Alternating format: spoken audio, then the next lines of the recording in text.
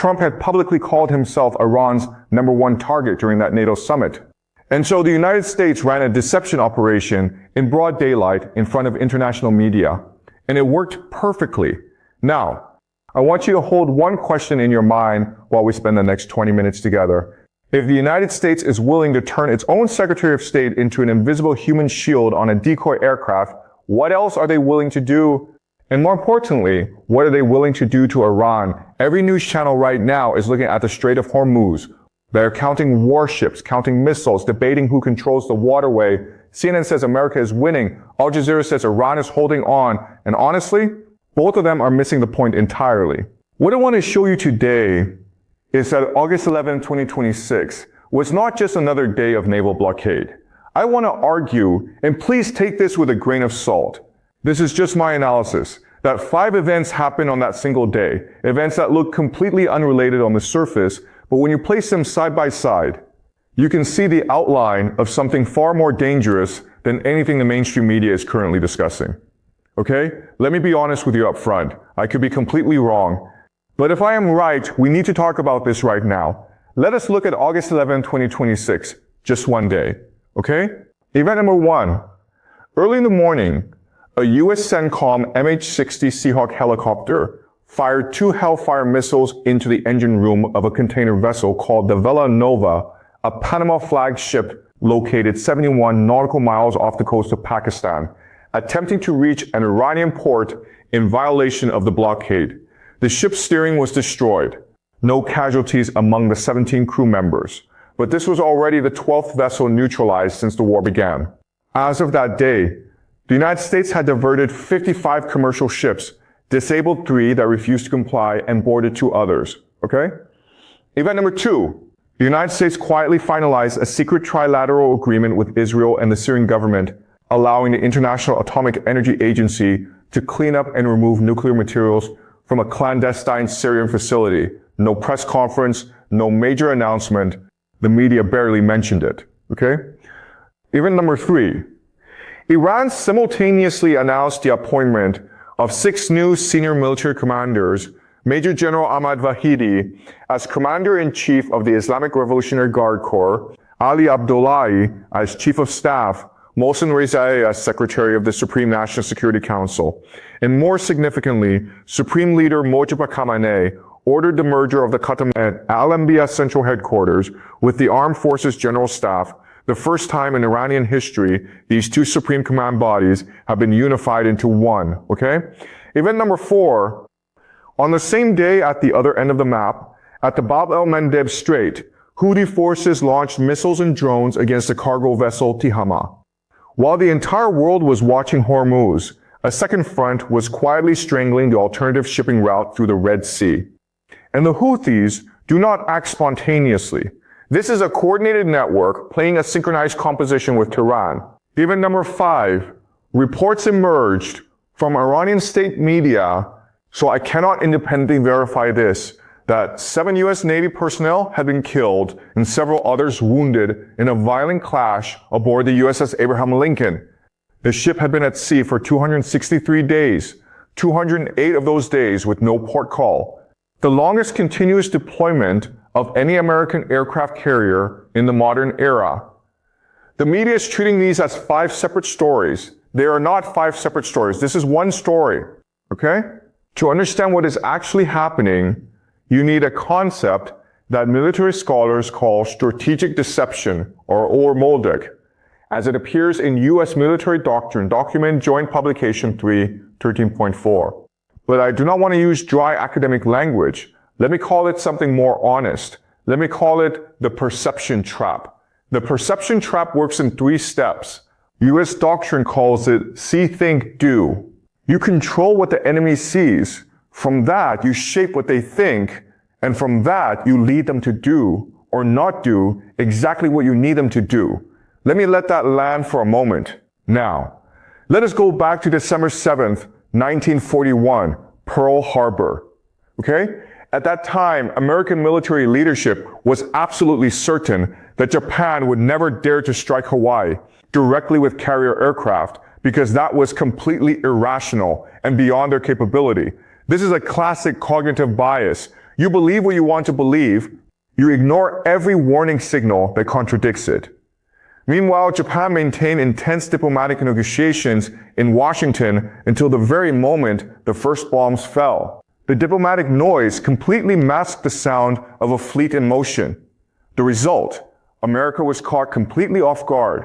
Now, in 2026, I want to argue that this scenario is being replayed, but this time America is playing the role of Japan, and Iran is playing the role of Pearl Harbor.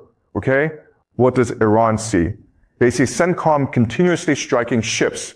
They see Trump sometimes wanting negotiations, sometimes threatening bombing runs, sometimes announcing he is low-keying, de-escalating the situation. They see U.S. stocks of Patriot and THAAD interceptor missiles being depleted after 5 months of combat. They see Trump under enormous pressure from rising gas prices and the November midterm elections. Okay? What does Iran conclude? That America has exhausted its political will. That Washington's strategy is limited to a naval blockade and prolonged economic sanctions with no capacity to escalate further. That Trump is bluffing. That this is the moment to hold the line. What does Iran do? It concentrates all of its shore-based missiles, UAVs, and IRGC fastboats toward the Strait of Hormuz. All attention flows toward the sea. And what America actually wants Iran to do is exactly that. Okay? Now here's the most important piece of evidence I found for this argument, and almost no news channel is covering it. Alan Ayer, a former senior U.S. diplomat who sat at the table in direct negotiations with Tehran, revealed to Al Jazeera that Iran and Oman have already agreed on a temporary 60-day shipping arrangement. Vessels transit through the Strait of Hormuz under Iranian supervision. Both sides have agreed. Okay? But the United States has a veto over this agreement. And as of this moment, Washington has not signed off. Why? If Trump genuinely wants to cool things down before the midterms, why would he not sign a ready-made agreement that is already sitting on the table? This is a question nobody is asking right now. Okay? And there is one more detail that is even more disturbing. Mohammed Islami, a research fellow at the University of Tehran, revealed this. During negotiations between Iran and Oman, over their memorandum of understanding, the United States threatened sanctions and even military attacks if Oman accepted Iran's proposals. Okay? If you genuinely want peace, you do not threaten your own mediator. You only do that when you need the diplomatic performance to continue, but you do not actually need a diplomatic result. Because while Iran is preoccupied with the maritime front, what is happening on land? We will get there right now. Let me show you the numbers that nobody is actually analyzing. Okay? Before the war, between 130 and 140 vessels transited the Strait of Hormuz every single day. Between August 3rd and August 6th, 2026, just 33 ships, 33. That means global trade to the world's single most critical choke point has collapsed to roughly 25% of normal. Okay? Shipping a container from China to Iran by sea costs approximately $3,000. By overland route, $12,000, 4 times more. Iran imports roughly 2 million containers annually through its southern ports. If Iran shifts entirely to land routes, the additional cost would be approximately $18 billion per year. And Iran's roughly $50 billion in annual non-oil exports would become economically uncompetitive overnight. Okay? And this is what the head of the Iran-China Chamber of Commerce himself had to publicly admit. The worst thing that could happen today is to think we can bypass the maritime blockade and run the country despite it. He said it plainly. We must not allow our economy or the enemy to get used to the maritime blockade. He also warned that rail and road links could cover urgent needs for weeks or perhaps a few months, but they are not a sustainable substitute for maritime trade. So there is a countdown clock running right now, weeks to months, not years. Now look at the American side. After less than 5 months of combat, former Pentagon officials are acknowledging that the United States is running low on ammunition against what they describe as a middle-tier country. Think about what that means. Every Hellfire missile fired at the Villanova, every Patriot round used to intercept a Houthi drone worth a few $100s is drawing down the strategic weapons stockpile America needs to deter China in the Pacific. Okay? And here's what I find fascinating. The U.S. just announced plans to accelerate purchases of PAC-3 MSC and THAAD interceptors. The Pentagon is in talks with General Motors and Ford about weapons manufacturing. Young men between 18 and 26 are about to face mandatory selective service registration by December. The defense budget is jumping from $1 trillion to $1.5 trillion. You do not do these things if you are thinking about negotiations, okay? You do these things when you are preparing for something significantly larger. And here's a detail that almost nobody paid attention to. Also this week, CENTCOM published publicly on its official account, not classified, photographs of paratroopers conducting short-range combat training exercises in the Middle East. Okay? Why would a force focused entirely on naval blockade want the entire world to see photographs of airborne soldiers preparing for an assault? Either this is real preparation, or it is another performance in the perception trap. And the most unsettling possibility, it might be both at the same time. But here is where the story gets considerably more complicated. And I want you to listen to this section very carefully, okay? Because Iran is not sitting still, waiting to be deceived. On the same day, August 11th, Supreme Leader Moshtaba Khamenei carried out what many experts are calling the most significant military restructuring in Iranian history. 6 commanders appointed simultaneously. And more critically, the Khatam al-Anbiya Central Headquarters, Iran's Joint Operational Command for Wars and Major Military Operations, was merged directly into the Armed Forces General Staff. Okay? Previously, military orders had to flow through multiple separate chains. The IRGC on one track, the Conventional Army on another, Khatam al-Anbiya on a third. This was a structural weakness that America and Israel had exploited repeatedly. Precision strikes targeting senior commanders, including the assassination of Supreme Leader Ali Khamenei, February 2026, were calculated on the assumption that if you cut off the head, the entire system collapses. They were wrong. Iran operates under what military analysts call mosaic defense. The IRGC is divided into 31 autonomous provincial units, each with the authority to conduct asymmetric operations independently without waiting for orders from Tehran. When Ali Khamenei was assassinated, instead of collapsing, the system automatically activated. Local units, proxy forces, the entire network continued fighting according to a pre-programmed playbook. Okay? And now with Ahmad Vahidi in command of the IRGC, a man with decades of experience coordinating Hezbollah, Hamas on the Houthis, the proxy network is synchronized more tightly than ever before. The Houthi attack on the Tihama at Bab el-Mandeb on August 11th is the perfect example. While CENTCOM was concentrating its firepower on the Villanova in the Gulf of Oman, the Houthis simultaneously choked the Saudi alternative shipping route at the other end of the map. Every UAV attack, every rocket barrage from Shia militias in Iraq, these are not random reactions. This is an orchestra being conducted by one conductor. Okay? And even a former senior American diplomat confirms this. Alan Arrow told Al Jazeera directly, Iran is preparing for a long confrontation and planning to remain on a wartime footing. He went further. Iran cannot give the U.S. a chance to catch its breath by opening the Strait of Hormuz or by accepting a ceasefire. Okay? This is not an Iranian analyst talking about Iran. This is an American who sat in a negotiating room, someone who understands what Tehran is thinking better than almost any television commentator. And he is telling you Iran is not looking for an exit. Iran is digging in. Iran also just announced that its missile stockpiles have been fully replenished. Not restored to pre-war levels, but according to their own statement, stronger than before the conflict began. The launch systems have been reorganized into dispersed underground mobile positions, completely nullifying the coalition's airstrike scenarios based on older target mapping. Okay? And IRGC spokesman Hossein Mohabi just made a claim that, if accurate, represents the single largest geostrategic reversal of this entire war. During the Iran-Iraq War, the United States maintained more than 100 warships in the region. Before this conflict began, 30 to 40 warships. Today, according to Mohabi, not one U.S. warship remains inside the Persian Gulf itself. Okay? I cannot independently verify this. But if it is true, it explains why CENTCOM has been shifting its entire force posture outward into the Indian Ocean, farther from Iran's medium-range missile reach. That is not a victory position, that is a tactical retreat under a different name. And Iran has been quietly building an economic escape route at the same time. On August 11th, while Pakistani Interior Minister Mohsen Naqvi, was sitting in negotiations in Tehran. Iran was already developing plans to use two strategic Pakistani ports, Karachi and Jwadar, as transit hubs to re-export goods to international markets. Okay? Look at the map. Jwadar sits less than 80 kilometers from the Iran-Pakistan border.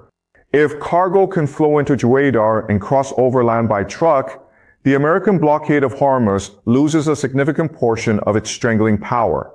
This is precisely why Washington is watching Islamabad very closely right now, and why Trump has not publicly pressured Pakistan, because Pakistan is a double-edged card.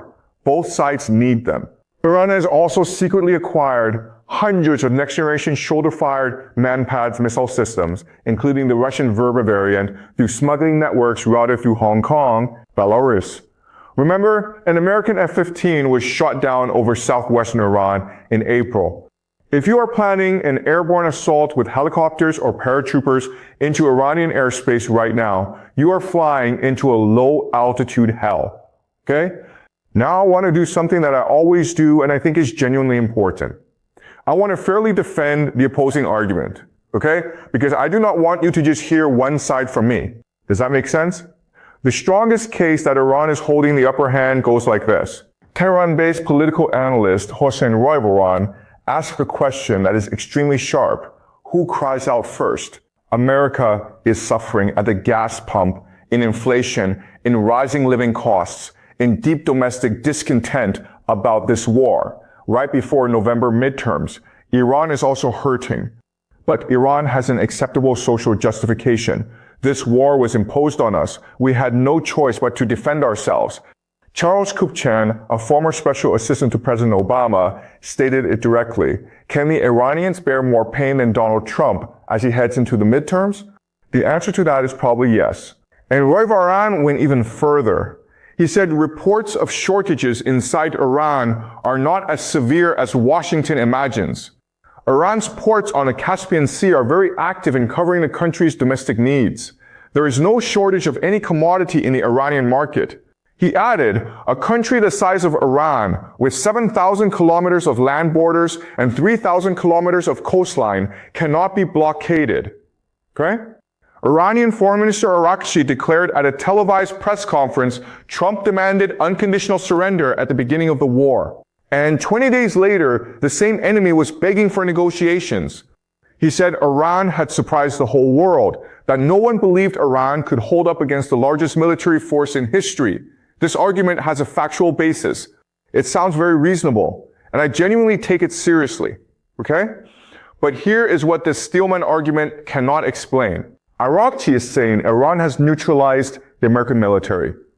But on the very same day, he said that an Iranian state television commentator who was part of the delegation to Pakistan-mediated talks warned directly, U.S. forces in Kuwait, the UAE, Qatar, Saudi Arabia, Bahrain, and Jordan are mobilizing for a potential blitz attack on Iran, likely alongside Israel. A country that genuinely believes it is winning does not say that, okay?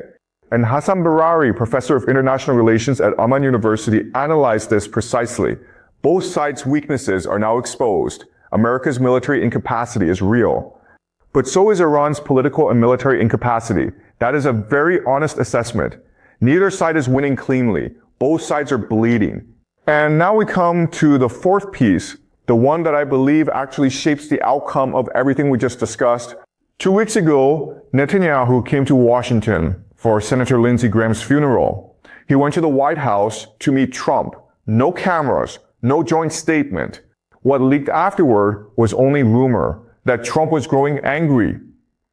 Okay? Shortly after, Netanyahu publicly rejected Trump's Gaza peace plan. Trump said nothing in response.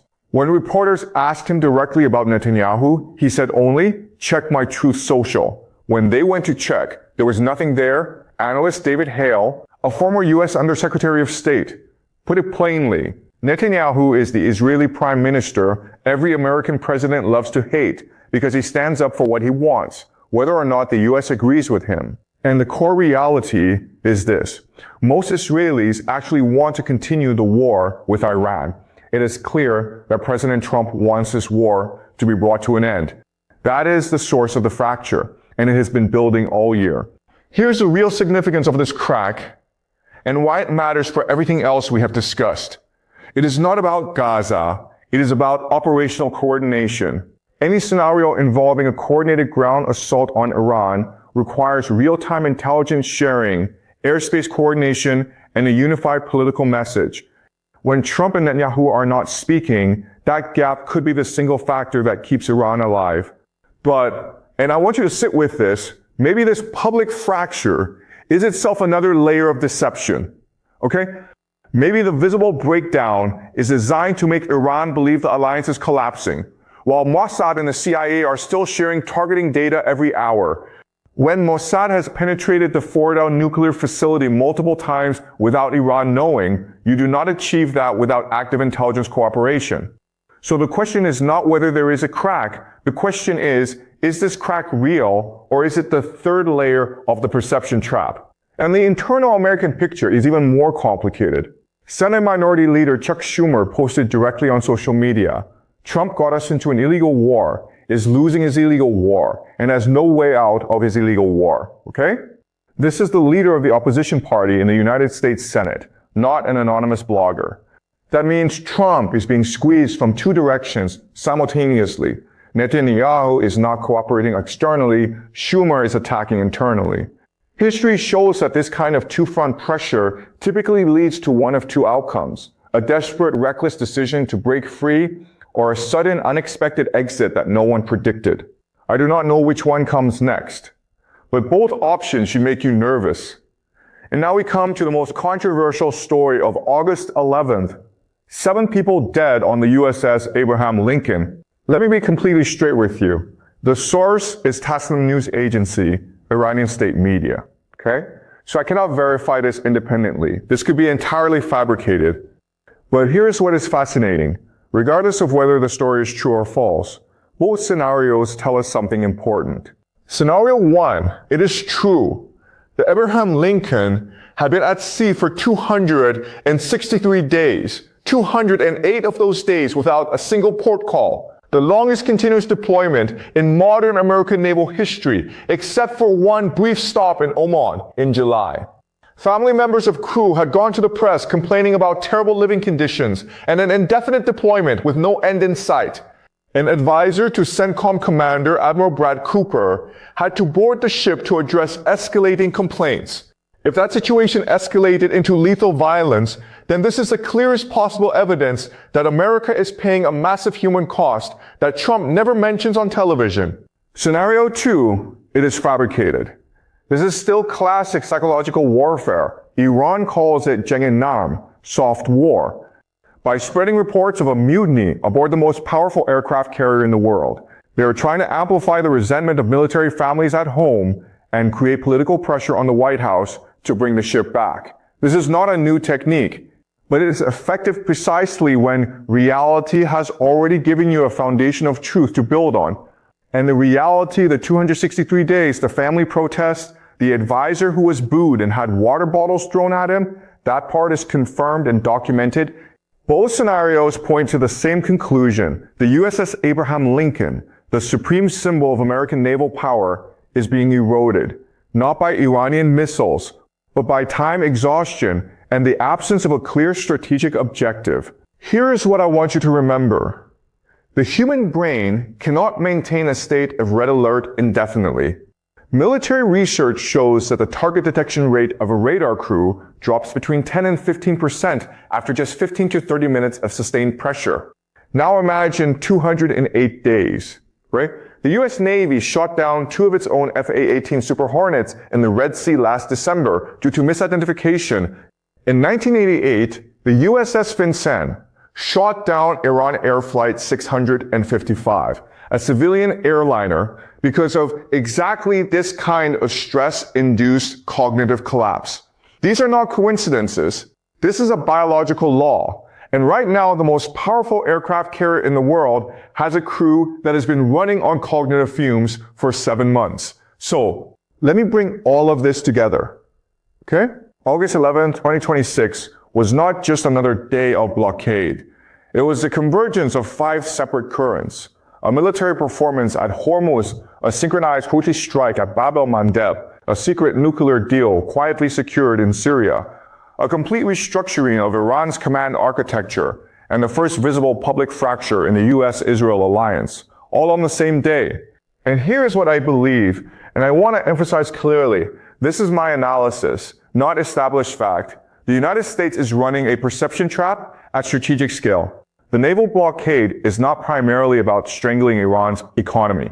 It is about pulling Iran's attention and resources toward the sea, while something else is being prepared on land and in diplomatic silence. The refusal to approve the ready-made Oman-Iran 60-day shipping deal, despite having the ability to sign it, is the clear signal of that intent. When you block your own mediator from closing a deal, you are not interested in a deal. You are interested in the performance of negotiating. Now, here's what I want you to watch in the next 72 hours. First, watch Syria. If the secret trilateral nuclear agreement between the U.S., Israel, and Syria is officially confirmed or acknowledged by the IAEA, that is evidence that America is methodically isolating Iran and the Levant before any major escalation. Every IAEA statement about Syria in the coming days matters. Second, watch Iran's silence about the Abraham Lincoln story. If Iranian media does not follow up with additional claims about the 7 dead, that silence tells you the story was launched as a probe to test American reaction, and they got what they needed. Third, watch whether Trump or Netanyahu say anything public about each other in the next few days. If one of them publicly attacks the other, the fracture is real and it changes every calculation. But if both of them stay silent, that silence says more than any statement ever could. Now for your homework. Okay? I mean this seriously. Read us joint publication 313.4, the actual military deception doctrine document. It is publicly available and completely free. Read Alan Ayer's analysis on Al Jazeera from August 11th. He is a former senior U.S. diplomat, not a speculator. And read the statement from Majid Reza Hariri, the head of the Iran-China Chamber of Commerce, about the blockade's economic impact. These 3 documents will give you a picture that is far more honest than anything you will see on cable news, and push back on me, okay? Seriously, if you see something I missed, if you think my framework is wrong, tell me in the comments. The best thinking comes from being challenged. And I will leave you with this final question. When Trump is willing to turn his own